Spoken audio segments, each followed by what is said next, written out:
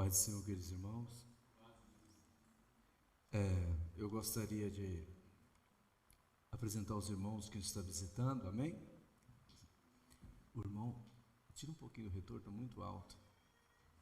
Ou na geral, pode ser um pouquinho, descer um pouquinho. Está conosco o irmão Nilson, está ali no grande colega, amigo, Jorge, a Eloá está ali também, né? Que Deus continua abençoando. O pastor Reginaldo está aqui conosco, que Deus continua abençoando a vida do pastor Reginaldo, né? Igual ele já disse aqui, nós viemos junto para esse país, amém, irmãos? Somos muito colegas, muito amigos, né? Conduziu a minha alma por um bom tempo aí. O Cassimar, a Eliana, o Pedro e o João estão aqui conosco novamente. Não vou apresentar mais os irmãos, já consideramos vocês né, do nosso meio, amém? O que nós diremos a eles? Seja bem-vindo em nome do Senhor Jesus. Volte sempre, ou fique para sempre. Amém. Os irmãos ainda de pé, eu gostaria de ler com os irmãos a salinha, eu peço os obreiros aí para colocar o aquecedor lá para a irmã, funcionando, amém? Já colocou? Tá tudo arrumado então, amém? Irmãos, abre comigo capítulo 4 de Marcos.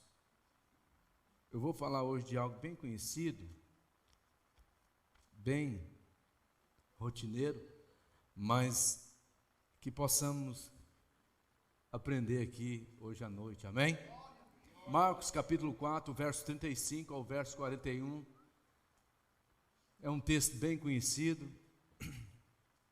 Vamos tirar aqui algumas lições, quer tirar no mínimo 6 lições aqui desse texto para nós. Está dizendo assim a palavra do Senhor.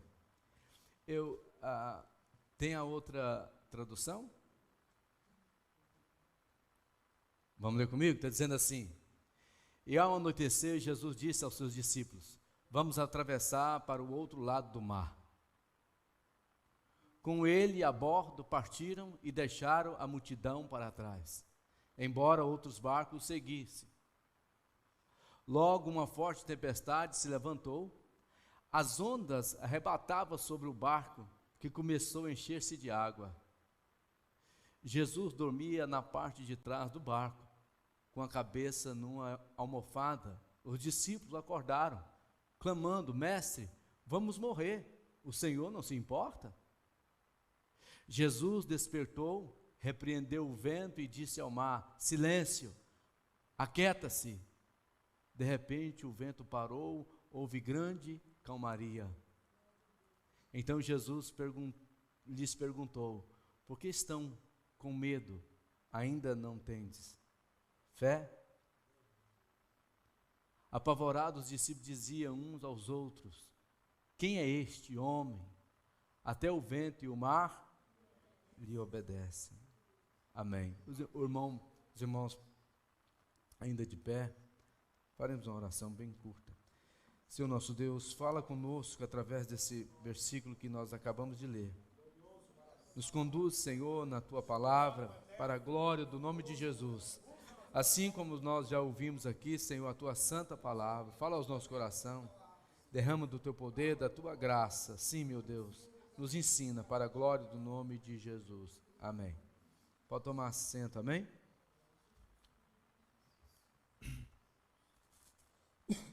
Irmãos, você sabia que a tempestade ela tem poder de destruir e também de ensinar?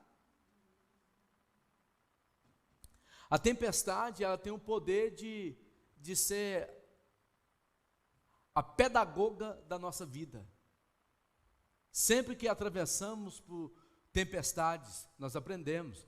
A tempestade ela não vem por acaso, não vem por vir. Quando a tempestade vem, é porque Deus quer nos ensinar alguma coisa e nos fazer mais forte.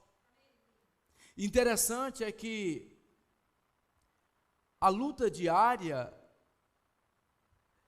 na nossa vida, ela é cheia de tempestade.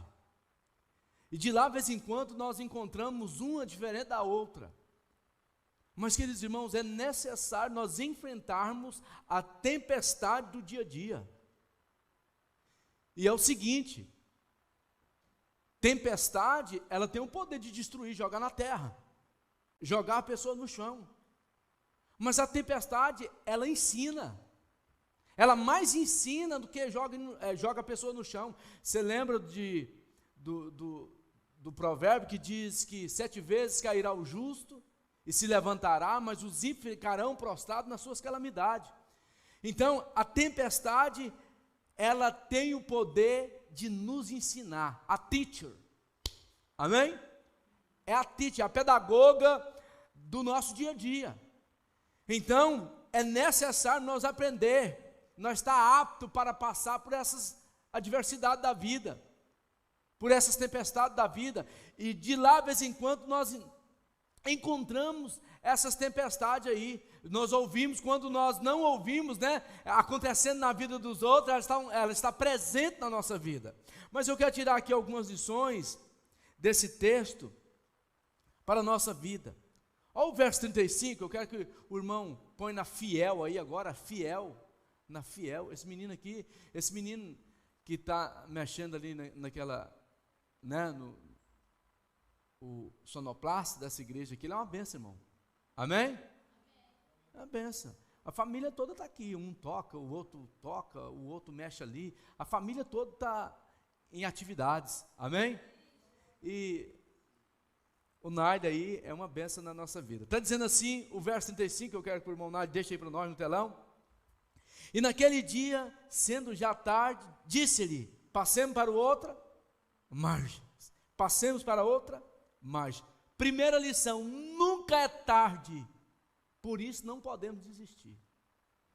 Primeira lição é essa, nunca é tarde, por isso não podemos desistir. Gente, tem vezes que a luta vem, e a pessoa, ela descrença, principalmente em questão da fé. O que ela diz? Não vou mais na igreja, estou machucado, estou machucada.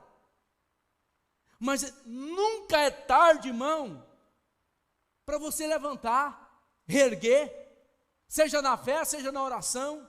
Essa semana eu estava um pouco cansado, e eu tinha um monte de dor. E a esposa sofre, né, irmão, quando a gente está assim, muita dor, e deu quinta-feira, queridos irmãos, na oração, nós estávamos aqui clamando a Deus, querido,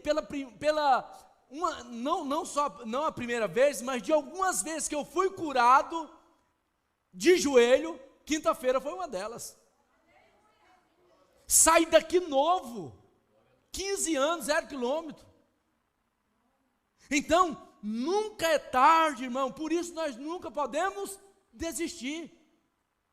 Casamento quebrado, nunca é tarde, tem conserto. Ainda que o mundo diz que não, tem conserto esse negócio aí, né? Um filho desviado, escuta, nunca é tarde. O que o texto está falando aqui? Passamos para outra, vamos atravessar o mar no escuro, nunca é tarde, não desista. O pastor já disse aqui, o pastor Reginaldo, nunca é tarde, nós não podemos desistir. Passemos para outra margem, nós vamos atravessar. O discípulo podia perguntar ao mestre, ou até retrucar, Senhor, já está tarde, já está escuro, não dá para nós atravessar essa hora. E a mensagem é essa, nunca é tarde, vamos atravessar esse mar, vamos enfrentar a tempestade, vamos nos fazer mais forte. Se nós entendêssemos assim, né, o mundo era cheio de gente tutano, gente forte, porque a tempestade, ela fortalece, a dor, ela fortalece, a lágrima, ela lava o coração, né? Então nós temos que entender, queridos irmãos, que essa palavra de Jesus, que passemos para outra margem, vamos atravessar, naquele dia, já sendo tarde. Quantas pessoas não vê assim? Nossa, esse menino não tem mais jeito não. Nossa, esse casamento meu já não tem mais jeito não, essa doença minha já não tem mais jeito não, eu já estou no vale da sombra da morte, eu já estou em cima da pinguela, a pinguela está podre, essa dor que não sara, essa doença que não passa. E o que Jesus está dizendo no texto? Passamos para outra margem, há ainda coisas para enfrentar, há tempestade para atravessar. Como dessa maneira é? Paulo diz assim: quando estou fraco, aqui estou forte. Então, nunca é tarde, por isso não devemos desistir. E isso é aplicado de maneira extraordinária na vida do crente. O crente não pode desistir, tem que ser exemplo. Amém, irmão? Nunca desista. Vamos passar para a outra margem. Jesus está nos convidando a passar para a outra margem. Em segundo lugar, essa outra lição que nós vamos aprender aqui é no verso 36. O que ele diz aí? O que ele diz? 1, 2, 3, anda comigo? Não. O verso...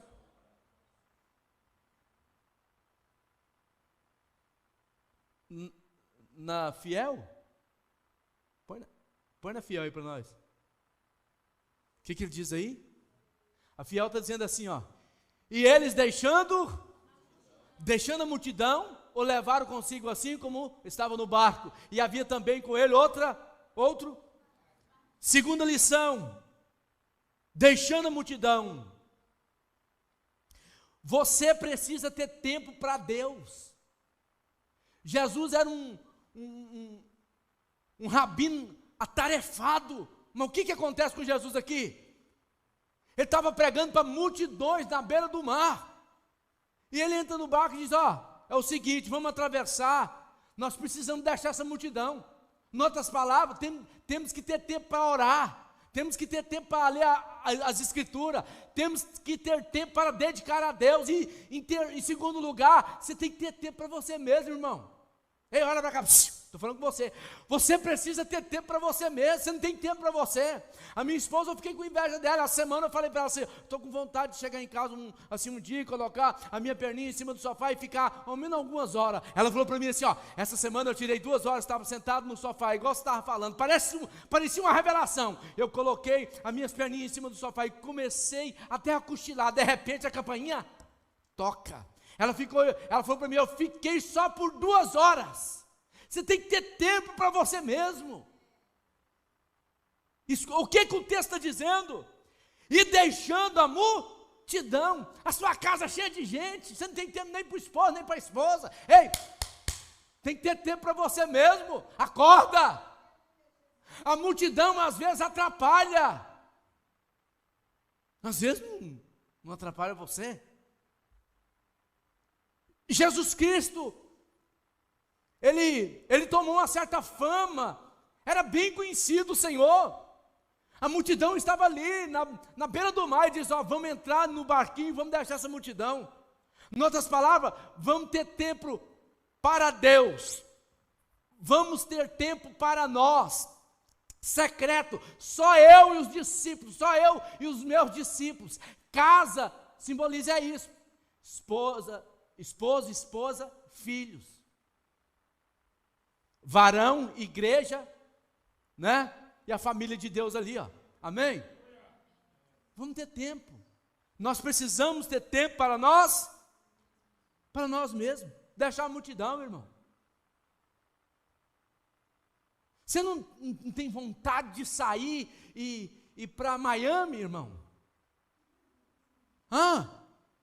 Você não tem vontade de ter um tempo? Não, fala para mim. Ou você não cansa? Não tirar umas férias assim, sabe? Professor, não, eu estou desligado de tudo, de todos. Você está entendendo? Com uma Coca-Cola numa tacinha, arrebentando bolinha. As pessoas olharem e dizem: meu Deus, tempo só para você, tempo só para a sua família, tempo só para sua esposa, para o seu esposo. Tem que ter isso. Irmão, eu falo, eu estava reclamando essa semana, eu preciso de tempo para mim mesmo. Eu falei para minha esposa, eu falei assim, olha, eu tenho que sentar nesse sofá. Ela colocou uns pezinhos lá, uns 3 xícaras, eu disse, eu preciso sentar nesse negócio aí, desfrutar, uai. E para isso devemos ter? Essa mulher minha, você sabe que ela é costureira. É difícil, irmão. Ter uma esposa como costureira, é porque você que não sabe. Às vezes a gente está comendo lá, jantando, a hora que a gente lança o pratinho na nossa frente, e enquanto você lá, a gente silencia o telefone, enquanto você não para de bater. Eu disse, vai lá. Tempo. Ajeite isso na sua vida, varoa. Ajeite isso aí na sua vida, tempo. Tempo para você namorar com essa esposa sua, com esse esposo seu. Sozinho. Pastor, estou falando sério. Sozinho. Cabeça muito tumultuada. Só trabalho traz estresse. É verdade que eu estou falando isso aqui, varão? Ei, é verdade, estresse para você. Olha lá essa mulher cozinhando uma hora para você e colocar ali naquele feijão excesso de manteiga. Falta de quê? Ter tempo. Terceiro lugar, verso 37. E levantou.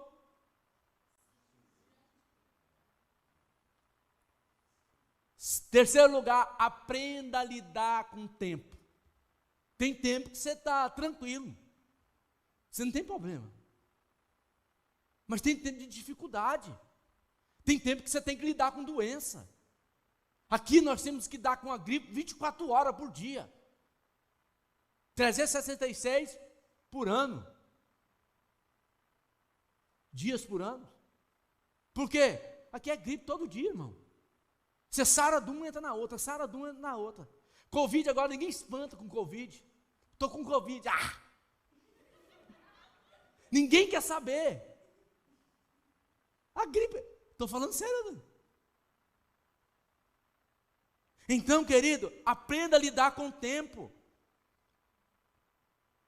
Há tempo para tudo sobre a terra. Nós precisamos aprender a lidar com o tempo. Há tempo que é de sorrir. Aí você vai sorrir. Ficar alegre. Há tempo que a gente é deixado só. É ou não é? Ou você nunca ficou sozinho? Parece que foi abandonado.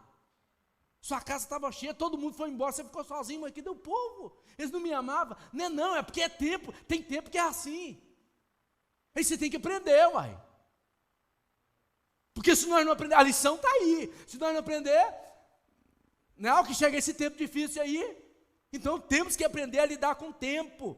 Faz parte. Interessante que tempestade aqui no grego, lailapse, que significa tempestade do grego, tempestade no grego aqui é com nuvens escuras e trovoadas. Tempestade aqui quer dizer tempo escuro e trovoadas. Olha o segundo significado: vento furioso lançando tudo em desordem ou fora do lugar. Tempestade é isso. É jogando tudo fora do... Aí você tem que colocar as coisas no lugar depois que a tempestade passa. Aí se você não tiver maturidade, como você vai fazer isso? Você está me entendendo? Porque o pastor não sabia que vinha essa tempestade. Se você estivesse aqui em 2007 a Irlanda teve aqui um caos. Um caos aqui na Irlanda. O que aconteceu na Irlanda? 2007. A Irlanda estava sofrendo um boom das construções, ou da construção. Murchou. O dinheiro foi embora. Quem tinha dinheiro segurou. E veio uma crise, irmão. 2007, foi, pastor? 2008? E quem não estava esperando? Então nós precisamos aprender a lidar com o tempo. Com o tempo. Há tempo difícil. Há tempo de perda. Eu perdi meu pai em 2008. Perdi a minha mãe em 2010 ou 2011, se eu não me lembro. Tinha perdido uma filha. A filha já amadureceu o meu coração. Né? Então a gente precisa aprender a lidar com isso aí. Quando você lê a biografia da Susanna Wesley, nossa, você tinha que comprar a biografia dela para você ler.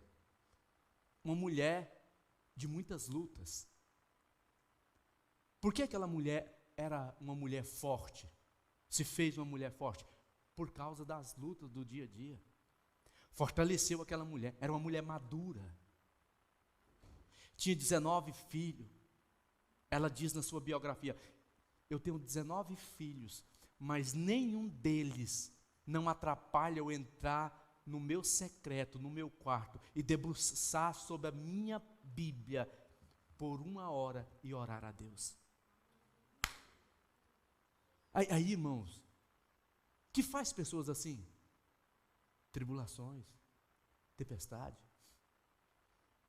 Crente que não passa por tempestade é crente fraco. Qualquer coisinha está churumingando. Eu quero leite, eu não quero essa aí não. Crente fraco. Por quê? Não atravessou tempestade. Não sofreu, não tem uma vida sofrida.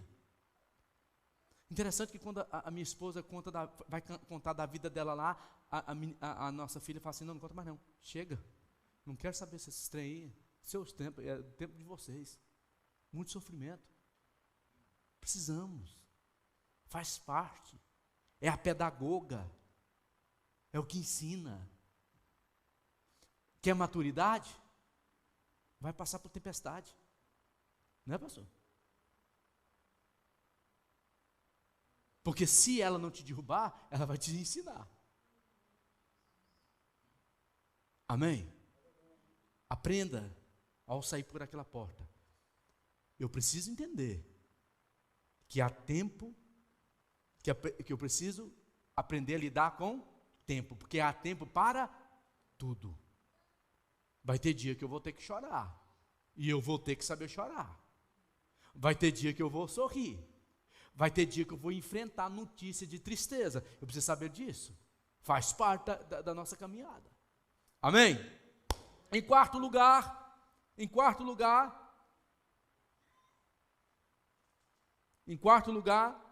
o verso 38 está dizendo assim: e ele estava na popa, dormindo sobre uma...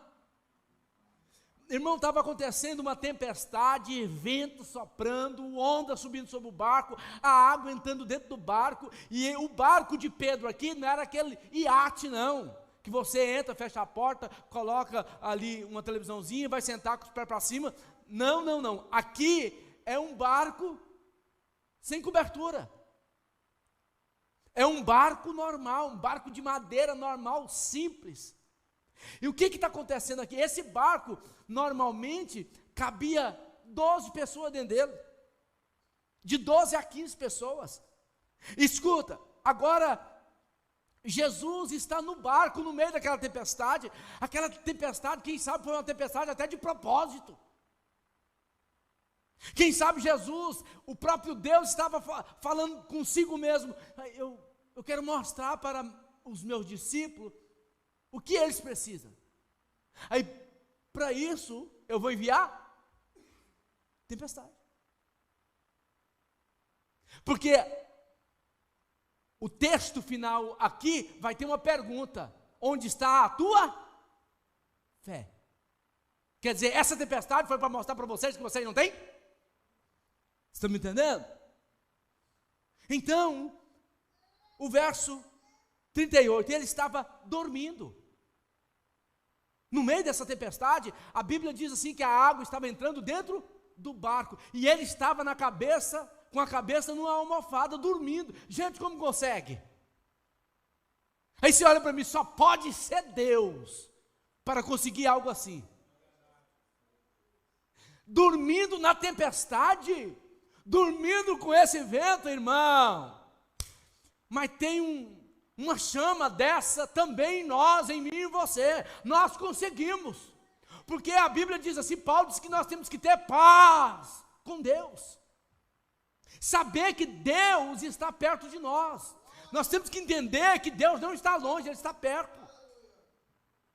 Interessante que começa a tempestade, o barco começa a encher de água, e o que acontece? Parece que os discípulos perdem o controle. Aí vem uma indagação. Senhor, vai acordar ele e pergunta, Senhor, não importa tu que perecemos? O Senhor não importa conosco? Nós estamos morrendo, o barco está enchendo de água.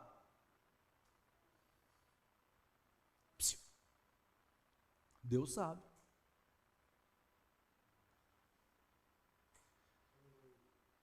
Deus sabe o que está acontecendo na sua vida. Ele está no controle de todas as coisas. Simplesmente todas as coisas. Está no controle de Deus. Nada foge do seu controle. Nada, nada, nada. Até uma pominha que sobra aqui, ó. Está no controle de Deus. Deus está no domínio. Está no domínio. A tempestade chegou. Está soprando. Ele está dormindo. Não importa que pereçamos? Como assim? Eu estou aqui no barco com você. Sabe o que está acontecendo tudo na sua vida? Eu quero mostrar para você qual o ponto seu que precisa ser moldado. Você sabe por que essa tempestade? Você entendeu, discípulos?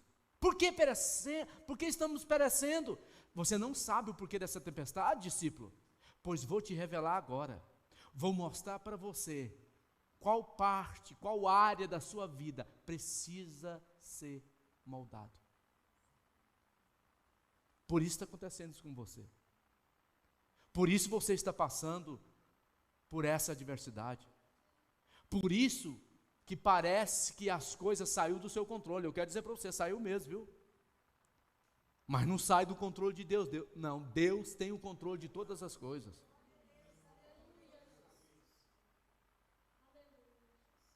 E qual a lição aqui do verso 38? A lição é essa: nunca duvide da presença de Deus. Quantas coisas nos levam a induzir que Deus não está conosco? Quantas coisas nos levam ao questionamento: será que Deus está comigo? Ou será que Deus me abandonou? Nós nunca devemos duvidar da presença de Deus. Se nós estamos servindo ao Senhor, Ele se faz presente. Não precisamos temer nada. Nada, nada, nada. Se estamos servindo o Senhor, conforme a sua palavra diz, irmãos, Ele está presente. Ainda que você não consiga ver, ainda que você não consiga ver o seu mover, Ele se faz presente. Na hora certa, Ele se levantará e se revelará a você. Glória a Deus.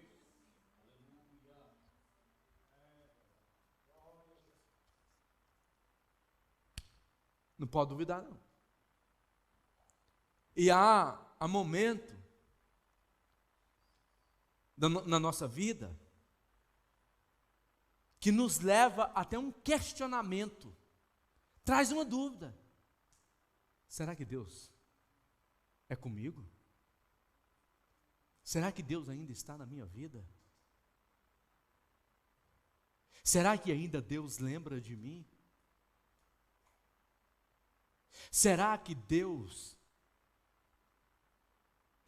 os olhos de Deus ainda é voltado para mim? A resposta de Deus é essa: não duvide da minha presença. Eis que estou no barco, e se você gritar, se você clamar, você vai ver o meu mover, ainda que você acha que eu estou dormindo. Ele não estava dormindo.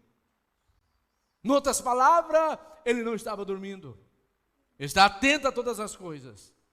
O guarda de Israel não dorme. A expressão dormindo aqui é por causa da pessoa física de Jesus. Mas a pessoa de Deus em Cristo estava atenta a todas as coisas. Na tempestade, no medo do discípulo, ele sabia, porque ele tem um controle de todas as coisas. Nunca duvide, ele está no barco. Você pode falar para o seu irmão aí, nunca duvide, ele está contigo. Aleluia. Oh meu Deus, aleluias. Quinta lição é no verso 39. E ele, despertando, repreendeu o vento e disse ao mar: cala-te, aquieta-te, ó vento. E o vento se aquietou, e houve grande.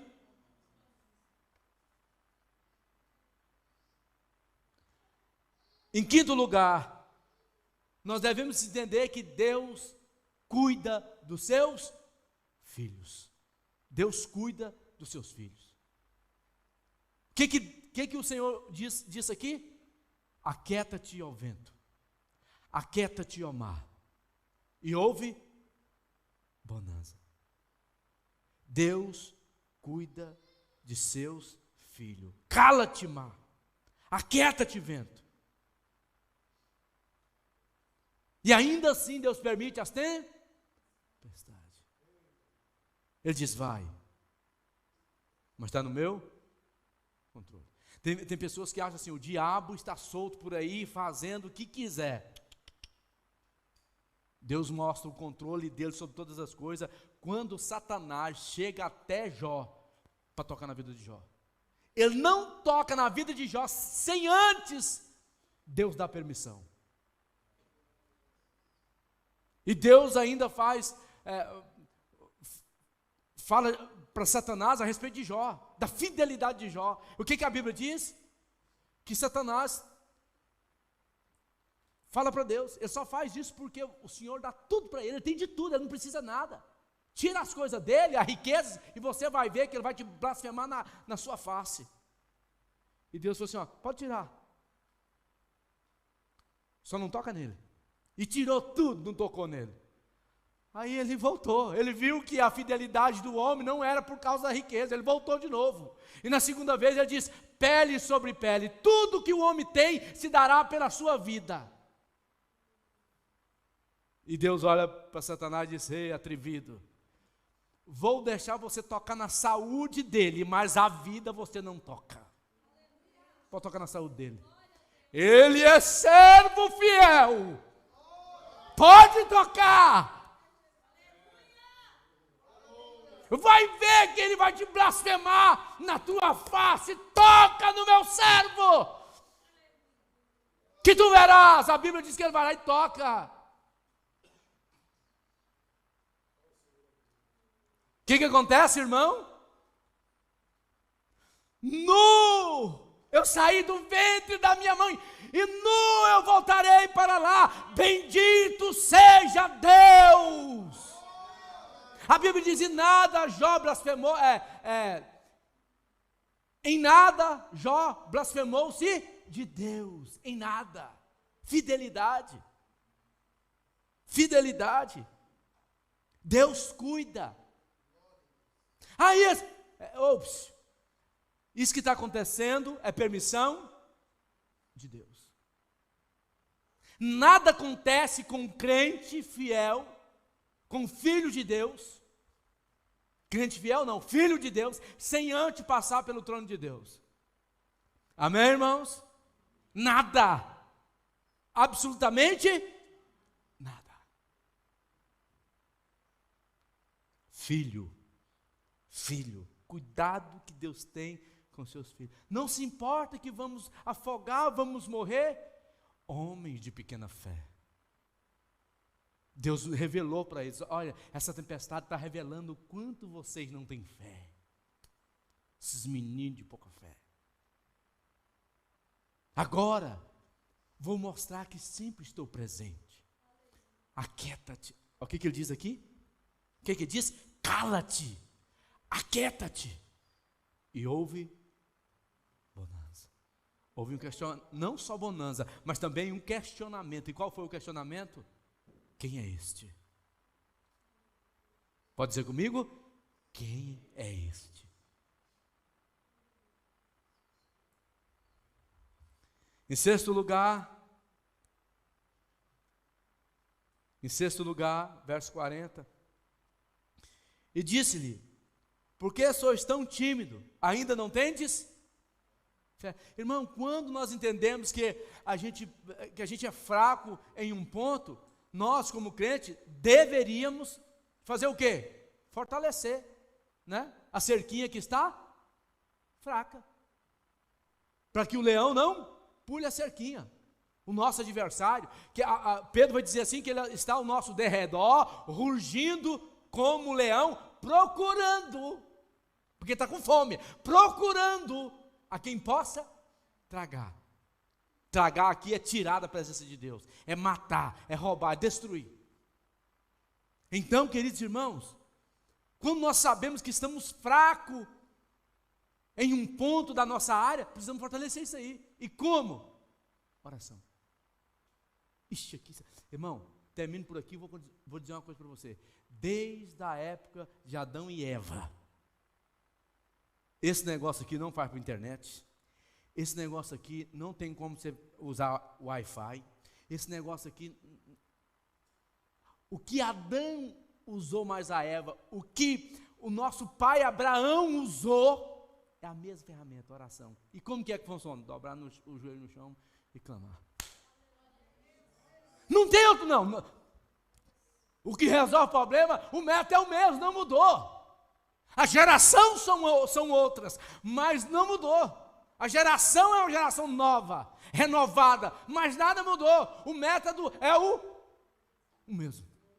Como funciona? Joelho no chão e oração. Quer que Deus mude a sua vida? Quer que Deus mude o quadro da sua casa? Quer que Deus mude o quadro do seu filho, da sua filha, da sua esposa, do seu esposo? Oração. O pastor Reginaldo está aqui.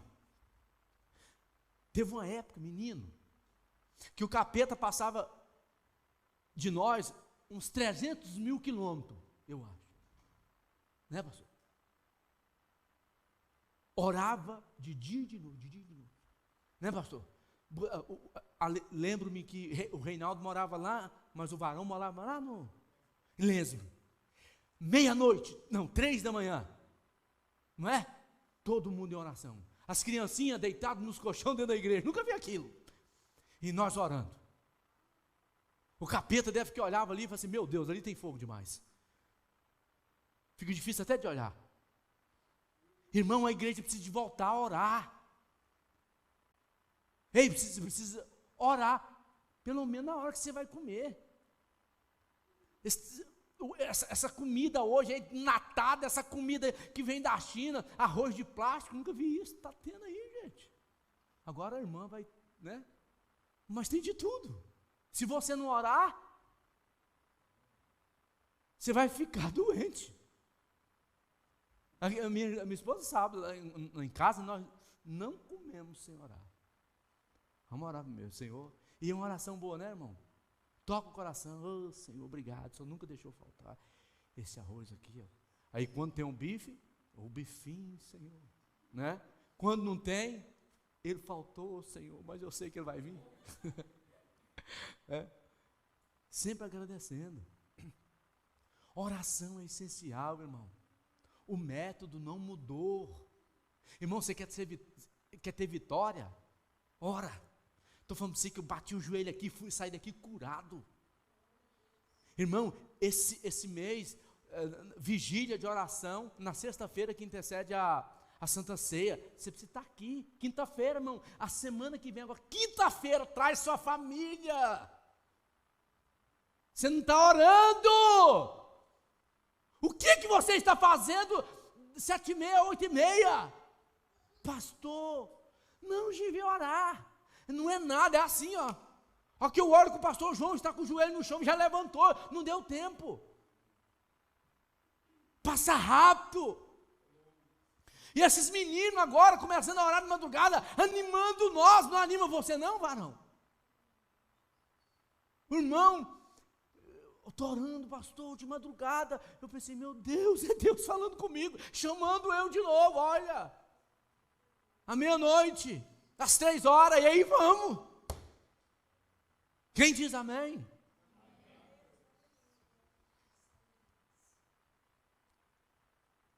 Vocês ainda não têm fé? É isso que essa é a sexta lição. Ainda não tem desfé? Essa tempestade, Pedro, Tiago, João, está revelando os pontos fracos de vocês. Qual é o ponto que você precisa trabalhar na sua vida? Você está irado, hein? Está enjoado, hein? Irmão, tem dia que eu sou enjoado. Tem dia que eu vou para o serviço e começo a chorar. Eu falo assim, Deus, tira esse enjoo de mim, que nem eu estou aguentando. Você não sente assim, não? Você não vê os seus defeitos, não? Tem dia que eu falo assim, hoje eu vou chegar em casa, eu vim orando, Espírito, eu vou chegar em casa e vou falar, eu estou bem. Não estou sentindo nada. Parece que quando eu começo a entrar às portas, parece que as dores estão esperando eu na porta. Seja bem-vindo. Sabe? Não é assim com você, não? Você não passa por essas coisas. Eu sou normal, igual vocês. Então, queridos irmãos, a tempestade revela os nossos pontos fracos, o qual nós precisamos trabalhar. Eu falei aqui no estudo passado, o que eu falei sobre o chá? Quer conhecer um crente, se ele é humilde, se ele não é? É que nem esse chazinho aqui da Irlanda. Mete água quente no lombo dele que você vai ver a cor. Chega, ferva a água e joga nele, deixa a tempestade balançar nele, que você vai ver que tipo de crente. Deixa ser repreendido, que você vai saber que tipo de crente ele é. É o chá quente no lombo. Porque esse chá aí, você conhece ele só depois, a cor dele, só depois que você coloca o saquinho quente, ou a água quente. Aí ele vai mostrando a cor. Crente é assim. Tempestade revela os nossos pontos fracos. Tempestade revela para nós, você precisa trabalhar nessa área sua aí, ó. Amém? Terminei. Amém, glória a Deus.